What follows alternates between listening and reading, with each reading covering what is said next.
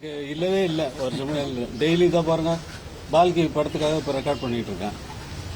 Song பாடிட்டு இருக்காங்க.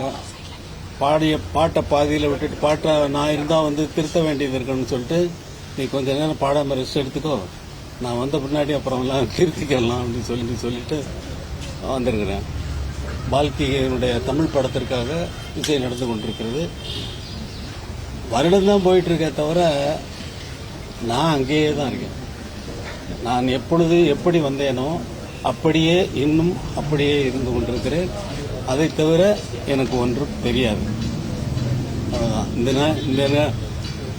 இந்த நேரத்தில் நீங்கள்லாம் இதை நினைவு வைத்து வாழ்த்து தெரிவிப்பது எனக்கு மிகவும் மகிழ்ச்சியாக இருக்கிறது.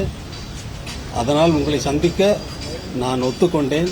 பாபு கேட்ட நேரத்தில் செய்தியாளர்கள் உங்களை சந்திக்க வேண்டும் என்று விரும்புகிறார்கள் என்று சொன்ன நேரத்தில் அப்படியே ஆகட்டும் என்று சொல்லி ஒத்துக்கொண்டேன். வேறு ஒன்றும் சொல்வதற்கு ஒன்றும் இல்லை. என்னை பார்த்துட்டு தான் நீங்கள் காஃபி சாப்பிடுவீங்க என்று சொன்னாங்க. அது நீங்கள் என் மீது வைத்திருக்கின்ற மரியாதையையும் மதிப்பையும் மரியாதையையும் காட்டுகிறது. நன்றி, வணக்கம். இந்த மரியாதை என்றென்றும் தொடர வேண்டும். எலெக்ஷன் முடிஞ்ச உடனே போற மாதிரி இருக்கிறது. சார் 75வது வருஷத்துக்கு வருவோம் சார். வாங்க. சொல்றீங்க, ஒரு 100 சொல்லுங்க.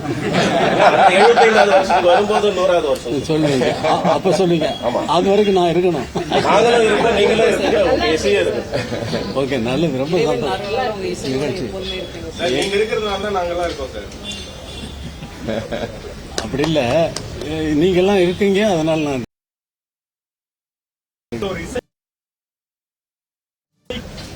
அவங்க தானே பாக்குறாங்க. கடவுளுக்கு தான் கடவுள் நினைப்பு இருக்குமா? இருக்காது. இதை கடவுளா பாக்குறாங்க, பார்த்துட்டு போட்டோம். அதுல எனக்கு ஒன்றும் குறைச்சல் இல்லை. அவங்கள அதனால அவங்க ஒன்றும் கூடி போக போறதில்லை. அவர்கள் என்னை அவ்வளவு தூரம் மதிக்கிறார்கள் என்பது அவர்கள் அன்பை காட்டுகிறது. காரணம் என்னன்னா, ஒரு மனுஷனுக்கு ஒரு ஆறுதல் சொல்றதுக்கு யார் இருக்காங்க? அவன் துக்கத்தை துச்சமாக தூக்கி அடிக்கிறதுக்கு எது இருக்கு?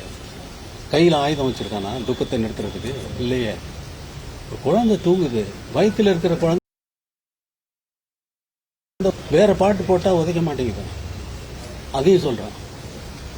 இதெல்லாம் செய்யறது நான் செய்யறேன். நான் அதுக்காகவா பாட்டு போட்டேன்? இல்லையே. நான் சிச்சுவேஷன் சொல்றாங்க பாட்டு போட்டேன். சார் இந்த பாட்டு என்ன அப்படி பண்ணுங்க இப்படி பண்ணுங்க, அதெல்லாம் என்னுடைய வேலை இல்லை. அது காற்று அடிக்கிற மாதிரி காற்று அடிக்கிற நேரத்தில் அடிக்கும். அந்த சுரங்கள் சுத்தமான இடத்துல இருந்து இந்த சுரங்கள் பிறக்கிறதுனால என் மனசு அவ்வளவு இசையமைக்கும் போது எந்த நினைவும் இருக்காது. ரொம்ப எம்டியா இருக்கும். கோயிலுக்கு போறோம், சாமி முன்னாடி நிற்கிறோம், கையெடுத்து கும்பிடுறோம், கற்பூர ஆரத்தி போகுது, மனசு எங்கேயோ சாக்கடையில் போய் சுத்திட்டு வருது. அந்த கற்பூர ஆரத்தி பண்ணுகின்ற நேரத்தில் கூட அடக்க முடியாத மனதை ஜனனி ஜனனி ஜெகனி எங்க போச்சு மனசு? ஒண்ணுமே இருக்காது. ஒன்னும் இருக்காது. அப்படி ஜனனி என்ன உருவம் வந்துருச்சா? மூகாம்பிகை வந்துட்டாளா? இல்லையே. அந்த அமைதி தான் அதை கொண்டு ஒரு விஷயம் தருகிறது. நான் சொன்ன விஷயம் எனக்கு ஒரு எண்ணமா தோன்றிய அது. அந்த பாட்டு பிறக்கிறதுக்கு முன்னாடி அது எங்க இருந்தது? அதுவா வந்தது. வந்த உடனே அது உங்களுக்கு அது ஒரு விஷயமா தெரியுது. அது 5 நிமிஷம் நீங்க கோயில் போறதை விட அது மிகவும் புனிதமானது. அதனால் தான் மக்கள் என்னை என்னென்னவோ சொல்லி கொண்டாடுகிறார்கள். இந்த மக்கள் கொண்டாட்டம் என்றென்றும், நான் இல்லாமல் போனால் கூட அந்த கொண்டாட்டம் என்றென்றும் தொடர்ந்து கொண்டிருக்கும் என்பது எல்லோருக்கும் நன்றாக தெரியும். இது ஒரு கேள்வி நேரம் இல்ல, இது பதில் சொல்ற நேரமும் இல்ல. எங்களுக்காண்டி எங்க தலைமுறைக்காண்டி அன்னைக்கிளி ரெக்கார்டிங் உங்களோட நினைவுகளை 2 வார்த்தை மட்டும் சொல்லுங்க. அன்னைக்கிளியா? ஜி.கே. வெங்கடேஷ்ட உதவியாளனா நான் சேர்ந்துட்டேன். 200-250 படம் வேலை செஞ்சாச்சு. அதை தவிர விஜயபாஸ்கர், தேவராஜன் மாஸ்டருக்கு ஒரு வருஷத்துல 53 படத்துக்கு நான் அவரோட ஆர்கெஸ்ட்ராவில் நான் வாத்தியங்கள் வாச்சிருக்கேன்.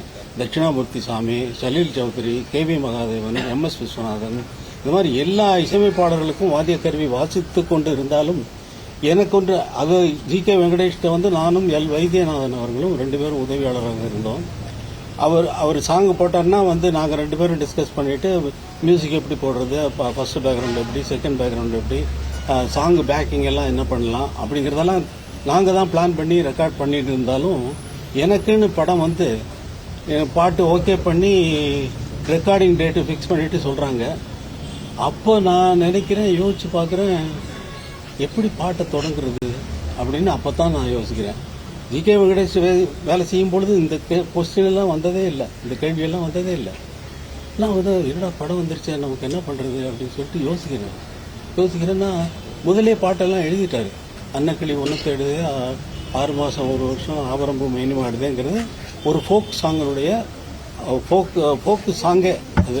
அன்னக்கிளி அந்த பாட்டு அதுவே பல்லவியா வச்சுட்டு அவர் நதியோரம் பிறந்தேன், கொடி போல வளர்ந்தேன், அப்படி இப்படி எல்லாம் எழுதினாரு. இதை வந்து எப்படி நம்ம பாட்டை தொடங்குறது அப்படின்னு சொல்லி பார்த்து தினம் அந்த சாங் அந்த பீச்சில் ஆல் இண்டியா ரேடியோவுக்கு முன்னாடி இருக்கிற அந்த பீச்சில் நடந்துக்கிட்டே யோசிச்சுட்டே இருப்பேன். யோசிச்சுட்டே இருக்கிற நேரத்தில் எப்படி தொடங்கலாம் அந்த பாட்டை. என்ன வேலை செஞ்ச அனுபவங்கள் இருந்தாலும் 250 படத்துக்கு அசிஸ்டண்டாக இருந்து மியூசிக்கெல்லாம் பண்ணியிருந்தா கூட எனக்குன்னு வர்றப்ப எனக்கு தனியாக என்னை தனி காட்டில் விட்ட மாதிரி எனக்கு ஒரு ஃபீலிங். எப்படி இதுக்கு ஆரம்பிக்கிறது? இந்த லைன் வந்து அன்னக்கிளி ஒன்று தேடுது, 6 மாசம் 1 வருஷம், ஆவரம்பூ மேனி வாடுது அப்படின்றதுனால ஒரு பெண்ணினுடைய விரகதாபத்தை இந்த பாடல் சொல்லுகிறது என்ற எண்ணத்தில் இந்த பாடலை வந்து ஒரு ஹம்மிங்கில் ஸ்டார்ட் பண்ணலாம் அப்படின்னு சொல்லி சாந்தோம் பீச்சில் நடந்துட்டு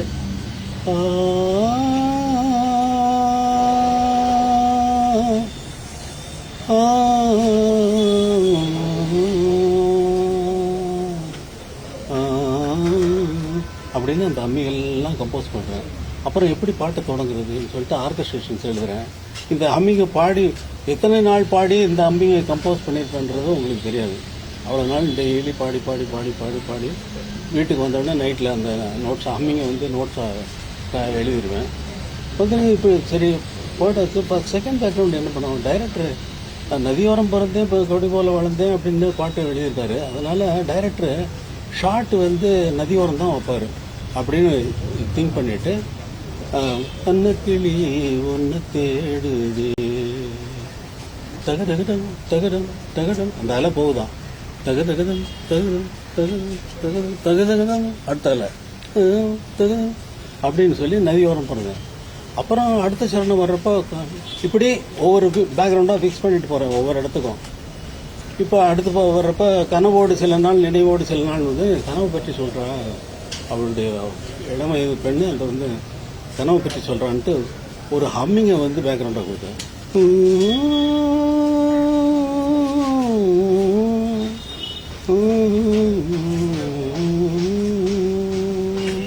கனவோடு சில நாள் அப்படின்னு வரும். அப்புறம் வந்து புள்ளி போட்ட விதைக்காரி, புளியம்பு சேலக்காரி, நெல் இருக்க போகும்போதுனா அறுவடை களத்து மெட்டில் சாட்டு வைக்க போறாரு அப்படின்ற தீர்மானம் பண்ணிட்டு தங்கடம் தங்கடம் அப்படின்னு சொல்லி டண்டங்கன் டண்டங்கன் டண்டங்கன் களத்து மெட்டை கொடுக்குறேன். இப்படி தான் வந்து என்னை நான் வளர்த்து கொண்டது. டைரக்டர்கிட்ட கேட்கல, ஸ்டோரி ரைட்டர்கிட்ட கேட்கல, பாட்டு எழுதினவங்ககிட்டையும் கேட்கல. இந்த பாட்டை எப்படி கொடுக்கறதுன்னு சொல்லி ஒவ்வொரு பாடலையும் இப்படித்தான் நான் வந்து இசையமைத்ததனால் அது உயிரோடு இன்றும் இருக்கிறது. ஆத்மாவாக, உங்களுடைய சோலாக அது மாறிவிட்டது என்றுதான் சொல்ல வேண்டும்.